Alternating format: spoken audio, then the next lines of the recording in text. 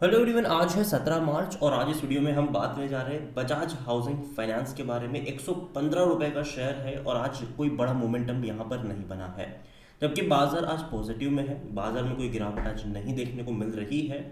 लेकिन बात करेंगे वीडियो में इस कंपनी के बारे में, क्योंकि लिस्टिंग से लेकर अब तक भाई साहब ये लगातार गिरा ही है। लेकिन पिछले एक महीने में इसने अटेम्प्ट करा है तेजी दिखाने का। 108 रुपए से 115 पे पहुंचा है, जबकि देखा जाए तो जब से ये लिस्ट हुआ है लगातार गिरा है। और इससे पहले भी इसने ऐसे अटेम्प्ट करे हैं तेजी के, लेकिन फिर गिरा है। फिर 105 से अटेम्प्ट करा था, 120 पे गया था, वापस गिरकर 108 पे गया, वापस अब अटेम्प्ट कर रहा है।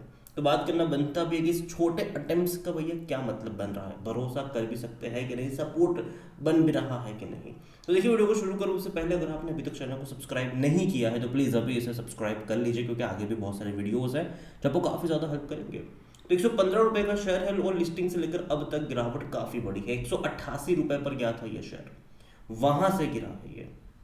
लिस्टिंग गेन बहुत ही बढ़िया था, पैसा बहुत ही कम टाइम में, दो मतलब लिस्टिंग के एक दो दिन में ही ये भाई साहब 2x या 2.5x बन गया था पैसा लोगों का। 2.5x पैसा बन गया था यहाँ पर, इतनी बेहतरीन लिस्टिंग हुई थी। लेकिन उसके बाद क्या हुआ, लगातार गिरावट। और ऐसा नहीं कि जब गिरावट आई तब मैंने बात करी। अगर आप चैनल को रेगुलर फॉलो कर रहे हो तो जिस दिन ये लिस्ट हुआ था उसी दिन मैंने वीडियो बनाकर कहा था कि इसका जो हाल है वो टाटा टेक वाला होने वाला है।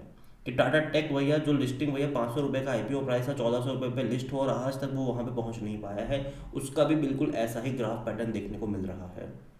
तो यहाँ मतलब यहाँ पर भी ऐसा ही हुआ है। जो शेयर बहुत ही कम टाइम में बहुत ही ज़्यादा वैल्यूएशन के ऊपर चले जाते हैं उनका यही हाल होता है बेयर मार्केट में।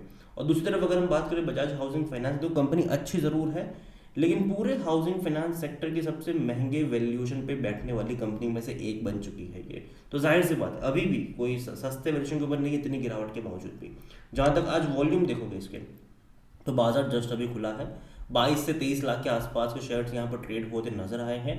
188 रुपये पर गया था ये शेयर, वहां से गिरा है ये। 103 रुपए का लो भी बना चुका है। अटेम्प्ट करता है छोटे मोटे, लेकिन वो सक्सेसफुली बड़े अटेम्प्ट्स में कन्वर्ट नहीं हो पाते। यहाँ पर मार्केट के 95,000 करोड़ के आसपास देखने को मिल रहा है। बजाज ग्रुप की कंपनी है, अच्छी कंपनी है, लेकिन अगेन इस सेक्टर में बहुत सारी कॉम्पिटिशन्स भी है, बहुत सारी हाउसिंग फाइनेंस कंपनीज है। और अब जियो फाइनेंशियल्स भी हाउसिंग फाइनेंस में एंट्री करने वाला है बहुत जल्दी, तो वो भी चीज़ें हैं। तो बहुत सारी कंपनीज है यहाँ पर, और हाउसिंग डिमांड अगर अच्छी रहेगी तो इनके भी फायदे रहेंगे। लेकिन जैसे जैसे हम बात कर रहे हैं, जैसे जैसे अभी का टाइम अगर आप सिनेरियो देख रहे हो, तो जो बड़ी सिटीज़ है वहाँ पर जो लो कॉस्ट हाउस है, जो लो या मीडियम कॉस्ट हाउस है, वहाँ पर बायर्स अब उतने ज़्यादा नहीं आ रहे हैं। तो एक हाउसिंग बबल आज नहीं तो 2-3 साल में बस्ट होने वाला है। हालांकि जो अल्ट्रा प्रीमियम अपार्टमेंट्स हो गए, हाउस हो गए, उनकी डिमांड अभी भी है, ठीक है, वो अभी भी डिमांड में है। मतलब रिच आर गेटिंग रिचर वाला सिनारियो अभी के टाइम पे देखने को मिल रहा है। लेकिन जो मिडिल क्लास वाला जो मतलब तबका है, वहाँ से डिमांड अब थोड़ी सी धीरे हो रही है, और उसका असर डेफिनेटली हाउसिंग इंडस्ट्री पे पड़ेगा। क्योंकि जनरली हाउसिंग इंडस्ट्री का अगर जब लोन्स वगैरह की बात करते हो तो वो एक मिडिल क्लास लेता है इनसे। तो वो चीज़ भी, हालांकि अगेन जो बिल्डर्स होते हैं वो भी लोन लेते हैं इन लोगों से बनाने के लिए, ठीक है। और जहाँ तक बात करी जाए इसके वैल्यूएशन को लेकर, तो मतलब जैसे कि मैंने कहा, इतनी बड़ी गिरावट के बावजूद भी अभी भी इसका जो वैल्यूएशन है वो हाउसिंग इंडस्ट्री की वन ऑफ द हाईएस्ट कंपनियों में गिना जा रहा है, ठीक है। टॉप 5 में तो है ही ये। सेक्टर पी 16 का है, इसका 48 का पी है, महंगा है ये। फाइनेंशियल देखो तो अच्छे नंबर्स है, लेकिन अभी भी ये इनफ नहीं है। अभी अगर आप देखोगे तो 550 करोड़ के आसपास के इनके प्रॉफिट्स थे, जो कि से पहले की क्वार्टर में 545 करोड़ का था। रेवेन्यू भी थोड़ा बहुत इंक्रीज हुआ है, ठीक है। तो पिछले कुछ क्वार्टर के नंबर्स अच्छे हैं, हालांकि अगेन और तेजी से इनके नंबर्स ग्रो करने पड़ेंगे क्वार्टरली, तब जाकर वैल्यूएशन एडजस्ट हो पाएगा या फिर थोड़ा बहुत कम हो पाएगा।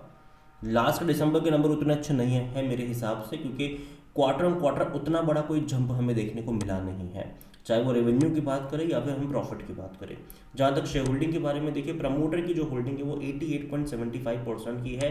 और अगेन कह दूँ कि इनकी होल्डिंग 75% इनको करनी पड़ेगी आने वाले 3 सालों के अंदर, क्योंकि सेबी का रूल कहता है कि 75% से ज़्यादा का स्टेक नहीं ओन कर सकता कोई भी प्रमोटर, और उनको लिस्टिंग से लेकर 3 साल तक का टाइम दिया जाता है। उन 3 सालों के अंदर उनको अपनी होल्डिंग कम करनी होती है, और यहाँ पर आने वाले टाइम में जो प्रमोटर है उनको ओएफएस या किसी तरीके से अपनी होल्डिंग कम करनी पड़ेगी। जबकि अगर आप देखोगे ना तो बिकवाली तो भैया लगातार हो रही है। अगर आप देखोगे यहाँ पर तो इंस्टीट्यूशन बेच रहे हैं, 1.36% से म्यूचुअल फंड 0.47 पे आ गए। डोमेस्टिक अगर आप देखो तो 0.58% से 0.35 पर आ गए। एफआईएस अगर आप देखो तो 1.68% से 1.11% पर आ गए। खरीदारी तब मतलब करने वाला तबका था रिटेल इन्वेस्टर का ही, 6% से वही खरीद के ऑलमोस्ट 8% पर आ चुके, 7.20% कह लो। अदर पार्टीज 1.52% पर है। तो रिटेल इन्वेस्टर ने ही ज़्यादा खरीदारी यहाँ पर करी है। तो ये देखो जनरली ये दिक्कत आती है उन कंपनियों में जब उनको और स्टेक बेचना होता है कि इंस्टीट्यूशन खरीद नहीं रहे हैं। तो अगर ये आने वाले टाइम में इनको जब अपनी होल्डिंग बेचनी होगी, 75% पर लानी होगी, तो कहीं ना कहीं चैलेंजेस इनके लिए आ सकते हैं। ये मेरा मानना है, ठीक है। हालांकि ये दिसंबर क्वार्टर का शेयर होल्डिंग पैटर्न है, मार्च का अभी तक आया नहीं, लेकिन जहाँ तक मुझे लगता है कोई बहुत बड़ा चेंज आया नहीं होगा। मतलब इंस्टीट्यूशन ने कोई उतनी बड़ी खरीदारी नहीं करी होगी, क्योंकि इसका ग्राफ ही कह रहा है कि भाई साहब कि गिरा ही है, ठीक है। जनवरी से लेकर अगर आप देखोगे तो कोई बहुत बड़ा मोमेंटम यहाँ पर बना नहीं है।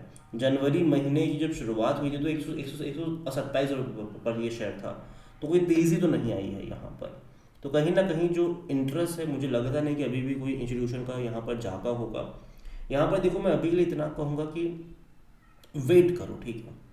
और मैं पहले भी बोल चुका हूँ कि मैं डबल डिजिट का वेट करूँगा, तब जाकर खरीदारी के मौके यहाँ पर अच्छे खासे बन पाएंगे। और अगेन देखो ये मेरा पर्सनल ओपिनियन है, कोई भी इन्वेस्टमेंट एडवाइस नहीं। कंपनी अच्छी ज़रूर है, लेकिन अगेन वैल्यूएशन भी सस्ते होने चाहिए। इनके आने वाले जो 2-3 क्वार्टर्स रहेंगे वो और ज़्यादा इंपॉर्टेंट होने वाले हैं, क्योंकि अगेन क्वार्टर ऑन क्वार्टर बड़ा ग्रोथ दिखना चाहिए, तब जाके वैल्यूएशन इसका अब्जॉर्ब हो पाएगा।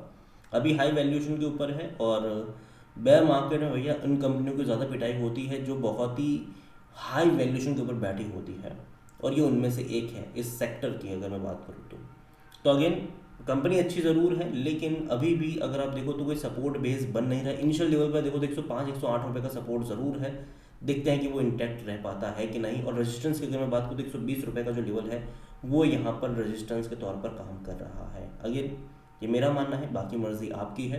वीडियो को यहीं पे एंड करता हूँ। पसंद आए तो लाइक करें, शेयर करें, चैनल अगर पहले बाहर है तो प्लीज़ सब्सक्राइब करें। और बजाज हाउसिंग फाइनेंस लिमिटेड के बारे में आप क्या सोचते हैं वो भी आप मुझे कमेंट में लिख के बता सकते हैं। Thank you. इसके अलावा अगर आप चाहते हैं कि मैं किसी और कंपनी के ऊपर भी एक डिटेल वीडियो बनाऊँ तो कमेंट में जिस किसी कंपनी के ऊपर आप वीडियो चाहते हैं उसका नाम लिखिएगा। जितनी ज़्यादा कमेंट आएगी उतना ही जल्दी वीडियो आएगा। Thank you.